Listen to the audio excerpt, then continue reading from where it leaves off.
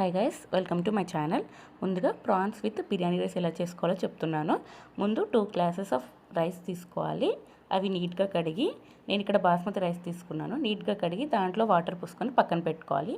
ఈ రైస్ నానే వరకు మనం ప్రాన్స్ని తీసుకోవాలి. ఫస్ట్ నేను ప్రాన్స్లో ఉప్పు పసుపు వేసుకొని వాటర్లో కడుగుతున్నా. కడిగిన తర్వాత దాంట్లో కొంచెం కొత్తిమీర వేసుకోవాలి, కొంచెం సాల్ట్, అండ్ అలాగే సాల్ట్ వేసుకున్న తర్వాత మనం టేస్ట్ని అడ్జస్ట్ చేసుకొని కొంచెం అల్లం వెల్లుల్లి పేస్ట్ వేసుకోవాలి.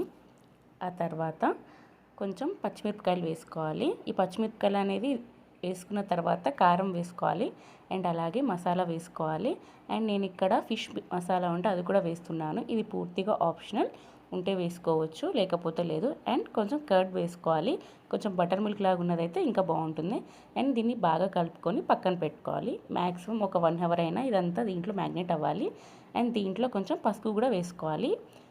ఆ తర్వాత మనం ఉప్పు కారం అనేది చూసుకున్న తర్వాత దీన్ని బాగా కలిపి పక్కన పెట్టుకోవాలి. అండ్ ఇప్పుడు బిర్యానీ రైస్ కోసం ఒక ప్యాన్ పెట్టుకొని దాంట్లో నేను నెయ్యి వేసాను, అండ్ తాలింపు గింజలు అలాగే బిర్యానీ మసాలా వేసుకోవాలి. ఆ తర్వాత దాంట్లో కొంచెం ఉప్పు వేసుకోవాలి. ఇక్కడే సాల్ట్ అనేది అడ్జస్ట్ చేసుకోవాలి.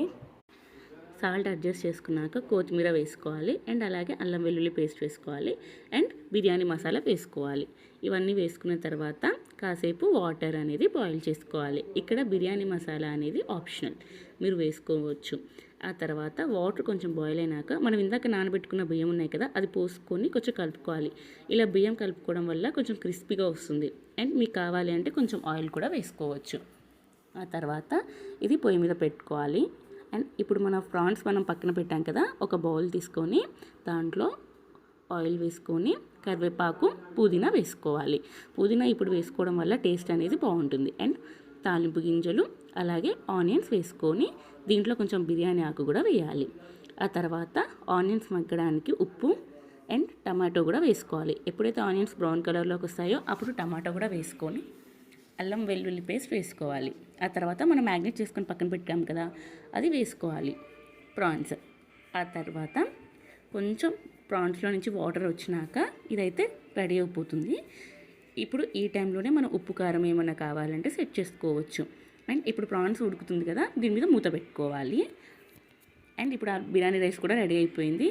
సో ఎంతో ఈజీగా prawns and biryani rice ready అయిపోతుంది. Thank you for watching.